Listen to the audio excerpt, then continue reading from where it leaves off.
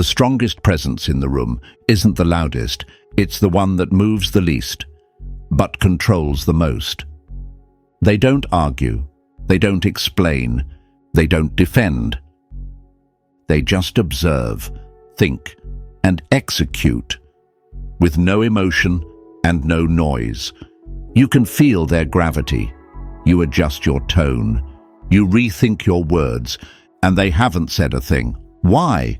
Because they're not reacting. They're running a system. They've built strategic self-containment, a state where nothing enters without purpose and nothing exits without control. This isn't personality, it's design. And in this video, you'll learn how to build that containment so you stop leaking energy. Part 1. Why reaction makes you predictable. Most people think reacting makes them authentic, that it shows passion, emotion, truth. But in strategy, reaction equals exposure. Every time you react emotionally, you become readable, traceable, controllable. Reaction is data leakage. When you flinch at criticism, get defensive under silence, apologize under pressure, explain when you weren't asked, you reveal your code. You tell them, here's what gets to me. Here's where I'm unsure. Here's what I need approval for. And the moment they know that, you're in their frame. Why predictability equals vulnerability. In psychological warfare, predictability equals control. If they know what upsets you, they can create that condition. If they know when you'll chase, they can disappear at the perfect time. If they know silence makes you speak, they'll withhold just enough to make you panic. You become programmable. Because you don't respond, you react. Every reaction reveals something. Speed of response equals emotional impulsiveness. Tone of voice equals need for dominance or validation. Volume equals insecurity. Defensiveness equals fragile frame. Over-explaining equals guilt or people-pleasing loop. The more you do, the more you expose. Silence creates pressure. Reaction relieves it, for them. They don't need to win the argument, they just need to get you talking, moving, explaining, losing your edge, because once you start leaking energy, you stop being strategic. You become responsive, and whoever responds last holds the frame. You don't need to be louder, you need to be less readable. Because in this game, stillness confuses, silence disorients, containment dominates. Part 2. What is strategic containment? Most people are emotional open systems. They absorb, they react, they leak, but the ones who win are self-contained. They feel, but don't express. They observe, but don't mirror. They know, but don't speak. And that silence isn't emptiness, it's structure. Strategic containment is not repression. It's not about denying emotion, it's about containing it for power. You don't suppress the heat. You store it, direct it, convert it into precision like a reactor core. No leaks, only output when necessary. Containment equals internal sovereignty. When you contain, you don't respond on impulse. You don't adjust to others' tone. You don't explain under pressure. You don't react to emotional bait. Instead, you choose if a response is needed. You decide when energy is released. You determine what stays hidden. This is the difference between noise and power. The power of strategic containment. mystery. You become unreadable. People guess, project, overthink, frame control. You dictate tempo by not rushing to fill silence. Emotional efficiency. No energy wasted, no energy stolen, no energy misunderstood. Psychological impact. Stillness makes others question their behavior. Lack of feedback forces them to self-correct. Why containment is feared and respected. People don't fear anger. They fear stillness. They fear what they can't decode. They fear what doesn't move when it should. Because stillness breaks expectation, and broken expectations break emotional control. Strategic containment is this. You feel everything, but reveal nothing. You process, but don't perform. You don't exist to reassure others. You exist as a closed-loop operating system. And that system doesn't crash, doesn't leak, doesn't explain. It just runs. Part 3. 3 layers of internal containment. Containment isn't a mindset. It's a multi-layered structure.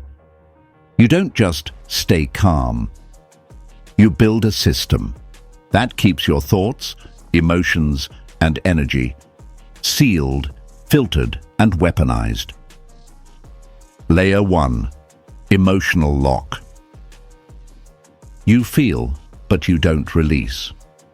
Most people leak emotions through their face, their tone, their pacing, their micro-reactions. You hold the signal. What this looks like: neutral facial expression under pressure, steady tone even in attack, no flinching under silence, controlled eye movement, never darting. Emotion stays in the vault, not suppressed, contained. You don't see my feeling, because it's none of your business. I don't respond to pressure, because I didn't request this situation. Layer 2. Mental compartmentalization. Don't think everything at once. Don't analyze during emotion. Don't try to process under fire. You break thoughts into compartments. This is data. Log it. This is emotion. Hold it. This is noise. Discard it. This needs action. Cue it. Your mind isn't a storm. It's a server. Organized. Prioritized. Cold. You don't spiral. You route signals like a strategist. Layer 3. Energetic compression. You're not broadcasting your vibe, you're containing it. People don't read your energy anymore, because your field is compressed inward. What this feels like to others: they can't predict you. They feel drawn, but confused. They feel your presence, but not your blueprint. To them, you're calm, but what they don't know is you're running calculations. You're conserving energy, not because you're weak, but because you're designing outcomes in silence. Why all 3 matter together. Locking emotion protects your frame. Compartmentalizing thought protects your clarity. Compressing energy protects your influence. One layer leaks, the system weakens. All 3 active. You become a sealed system, controlled, cold, commanding, not reactive, executable. Part 4.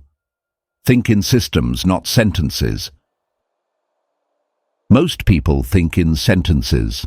They narrate, they overanalyze, they react in real time with emotion attached to every word, but high-level minds think in systems, not feelings, functions. What it means to think in systems. It means your brain doesn't say, I feel abandoned, maybe I should reach out. It says, trigger detected, emotional bait.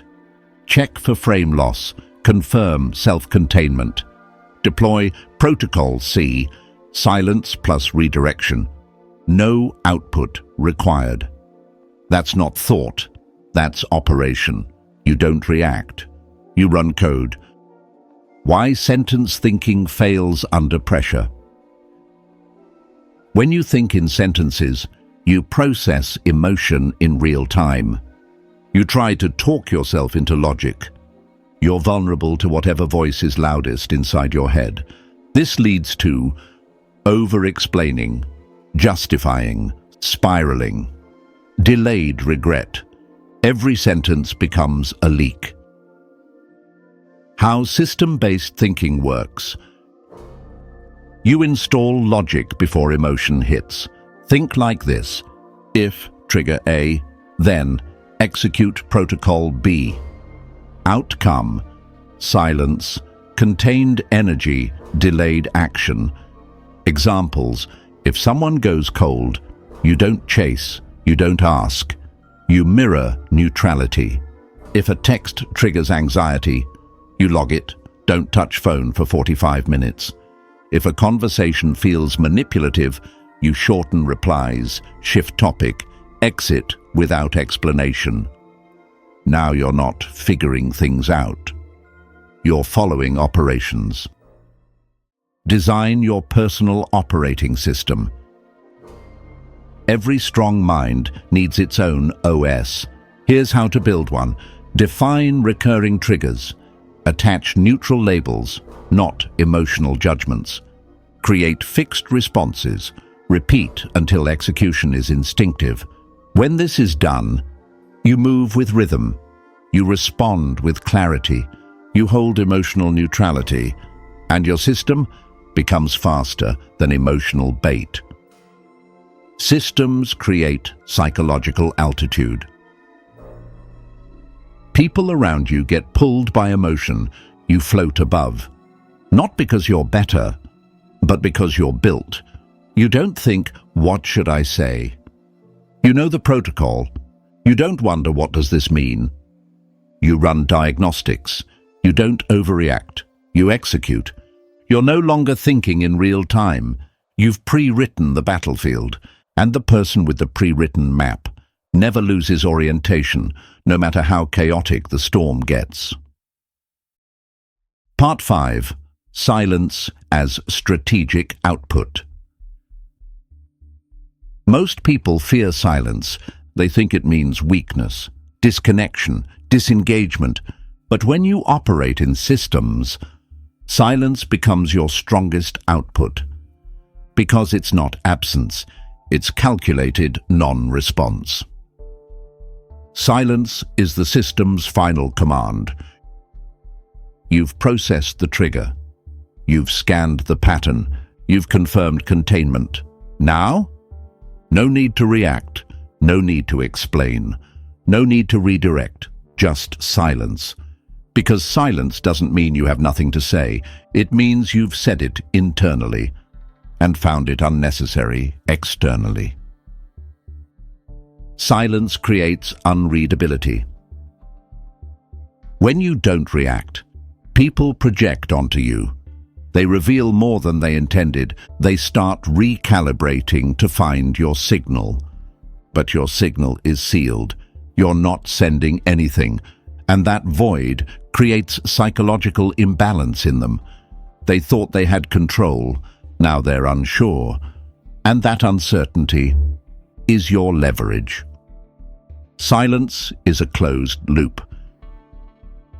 You've trained your system to detect, pause, observe, interpret, conclude, withhold.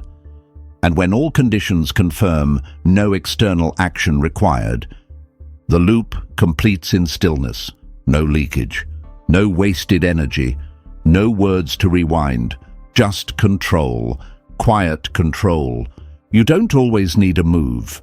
Sometimes the absence of movement is the move. And when silence becomes your most consistent response, people stop playing games they can't win. Final CTA. You don't think like everyone else. You don't speak like everyone else. You don't react like everyone else.